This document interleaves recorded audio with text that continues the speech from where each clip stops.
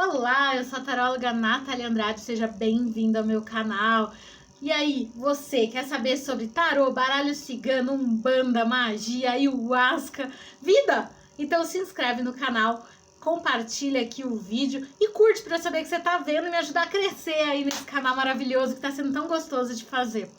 Vamos falar hoje do quê?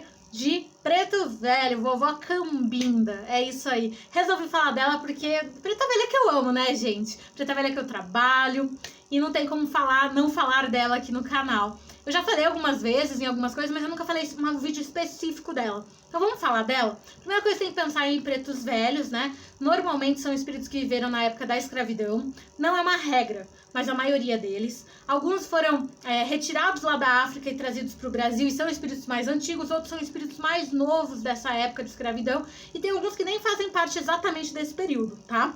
Mas normalmente são negros dessa época. Então essa é a ideia aí de preto velho. Se você não sabe o que é, dá pra ler mais lá no meu blog sobre pretos velhos também. Então convido a conhecer meu blog, tá aqui embaixo na inscrição pra você saber sobre preto velho, hein? Te espero lá no site, me ajude aí também vendo lá o blog, que é muito legal, gente. Tem mais de 50 textos, um monte de conteúdo bom. Então, continuando, né? Vovó Cambinda.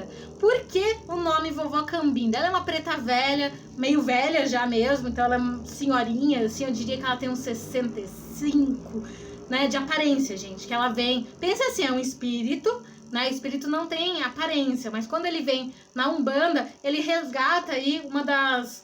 vestimentas que ele teve numa das vidas que ele esteve aqui. E ela traz essa idade aí de 65, 70 anos, mais ou menos, bem velhinha. Ela é meio gordinha, não é magrinha, uma preta mesmo, bem preta, gente. Cabelo branco, de velhinha. E ela é uma fofa, assim. E eu tive, quando eu entrei pra Umbanda, eu tive a experiência de vê-la. Depois disso eu não fico vendo ela, mas eu tive a experiência de vê-la no sofá do meu antigo apartamento e até hoje é a visão que eu tenho dela. Sentada, eu tinha um sofá, uma poltrona, na verdade, uma poltrona preta, e eu vi ela sentada nessa poltrona, apoiada numa bengala, assim, e ela tinha como fala? Esqueci o nome, não é charuto, é gente, que coloca o fumo, esqueci o nome. É isso aí que vocês sabem mesmo. E aí, sabe quando foge o nome? Aconteceu agora no meio do vídeo. Eu não vou parar o vídeo e cortar pra vocês verem, não. Vocês vão saber do que eu tô falando, né? É isso aí, escreve aqui o nome que é pra mim. Então, aí ela tava lá segurando o negócio. Que eu não uso muito nos trabalhos, na verdade. Eu até tenho, mas eu não utilizo. E tava com a bengala, que é um elemento que ela utiliza muito. Mas vamos continuar a história dela. Então a vovó, foi assim que ela se mostrou pra mim. Desde aquele momento que ela se mostrou, eu também já trabalho com a bengala com ela. Eu pedi autorização na época, gente, faz tempo isso, hein? Tô velha já. E eu era bem mais novinha, né? Olha só, a pessoa envelhece, cabelos brancos já. E eu tô ficando igual a vovó. Mas eu tenho vontade de ficar igual a vovó, tá? Só pra vocês saberem, eu gosto de envelhecer. Continuando, vovó Cambinda. Aí ela é uma preta velha. E por que esse nome, né? Vovó Cambinda. Da onde Cambinda? Bom, Cambinda é o navio negreiro que trouxe ela, tá? Então o nome dela, na verdade, não é Cambinda. É o nome que ela utiliza na Umbanda, que ela passa pra gente, mas é o nome do navio negreiro que a trouxe. E ela acabou ficando chamada assim, né? Então ela é o navio que pegou ela lá. Aí vem a história dela, que ela conta aí pra gente. Ela era uma criança, tá? Uma criança devia ter uns 7 anos, mais ou menos. 6, 7, 8, essa faixa, assim. E ela foi retirada da África, trazida, forçada, dentro de um navio negreiro. Sofreu pra caramba nesse navio, porque era tudo jogado, eles estavam sendo trazidos, foi num dos primeiros navios trazidos aqui pro Brasil. E ela foi, literalmente, ela nem chegou a vir direto pro Brasil, ela passou por outro país antes, eu acho que foi Portugal. E ela veio realmente jogadinha, assim, como criança. Ela foi uma negra, ela era uma menina muito bonita. E um pouquinho mais velha do que ela veio. No começo ela ficou ali meio sem muito trabalho, digamos assim. Ela trabalhava na cozinha, ajudando na cozinha, fazendo tarefas assim de pegar coisa, levar coisa, como criança. Ela já era explorada dessa época, mas era menos assim atividades. E aí quando ela ficou um pouquinho mais velha, ela devia ter mais ou menos uns 10 anos, ela foi vendida para ser uma negra reprodutora. E ela foi uma negra reprodutora por algum tempo. Então todas as crianças que ela tinha eram tiradas dela para serem levadas, olha, me arrepiou só de falar, serem levadas para serem escravas em outros locais. Então ela amamentava os nenéns até um certo ponto e depois eles eram tirados dela.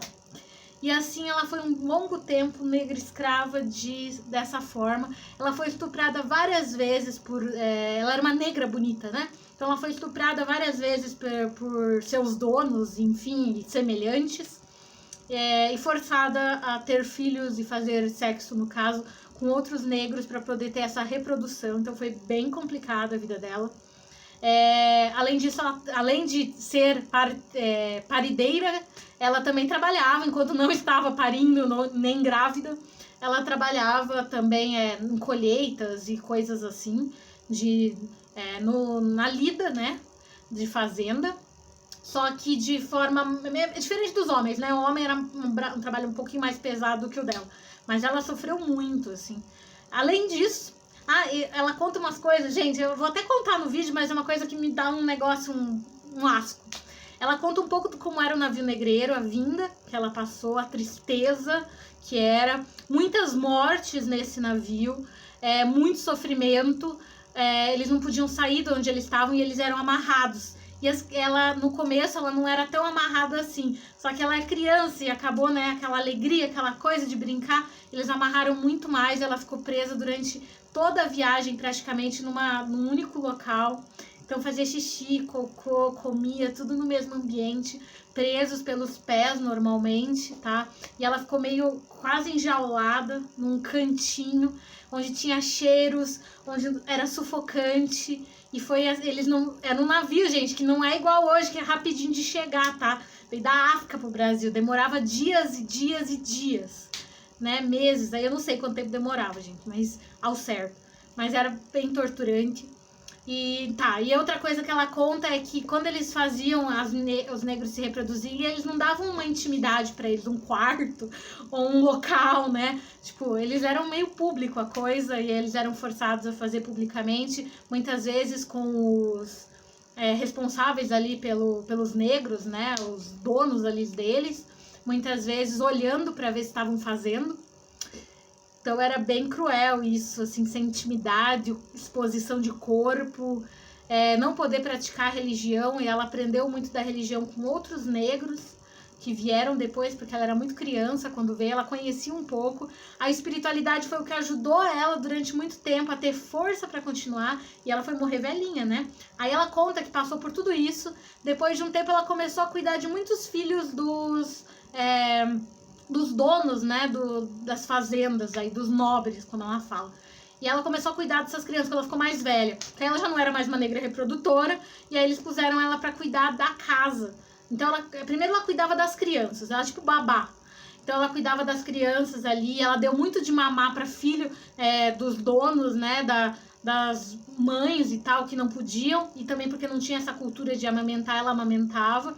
E ela contava histórias para essas crianças. Diante disso que veio o livro que eu vou lançar com as historinhas dela, que ela contava para essas crianças muitas histórias, e conta muitas histórias contando histórias.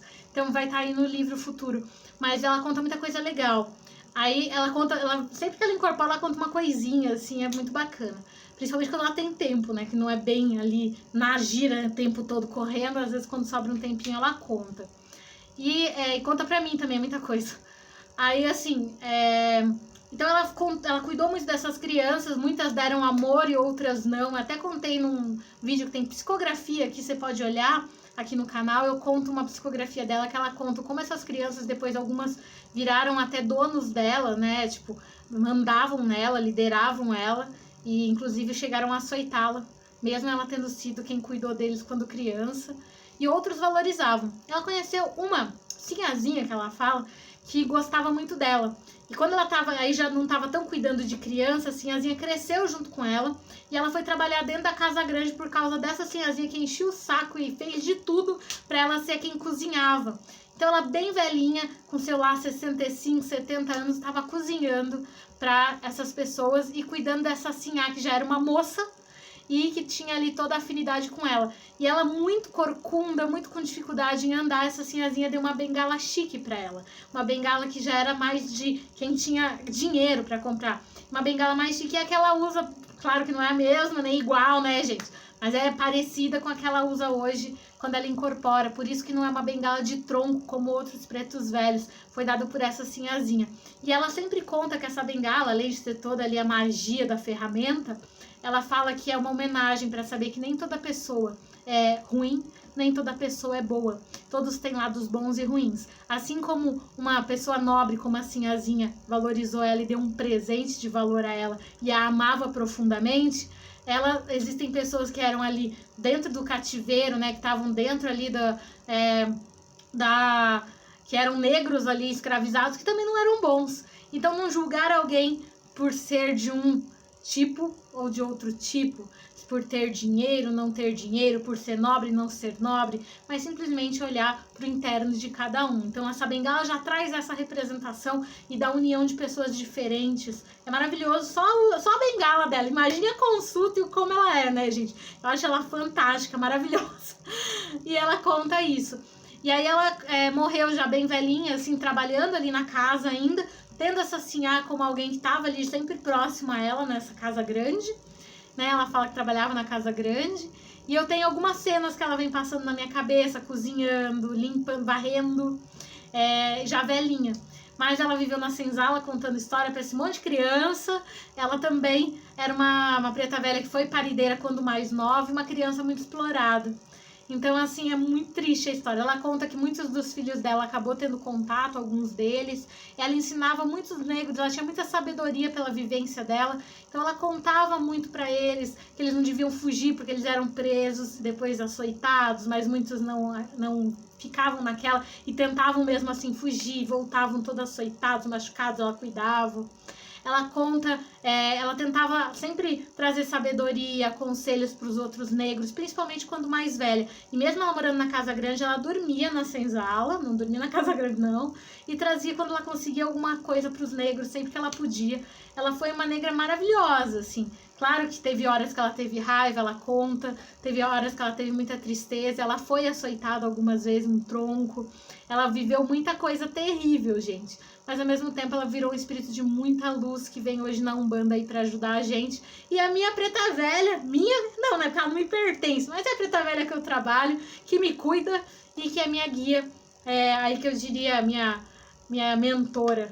Saravá, vovó Cambinda. Se você gostou do vídeo, se inscreve aqui no meu canal, que tem muito mais vídeos legais. Compartilha com os amigos e dá um curtir aqui pra mim. Vou fazer um vídeo brevemente cantando o ponto dela pra vocês. Não sei se você eu cantando, mas alguém vai. Porque ela tem um ponto também que ela que deixou, né? Que ela que passou. Então a preta velha, vovó Cambinda de Guiné, essa preta velha que eu trabalho. Saravá pra vocês, um grande beijo e curte aqui. Tchau, tchau.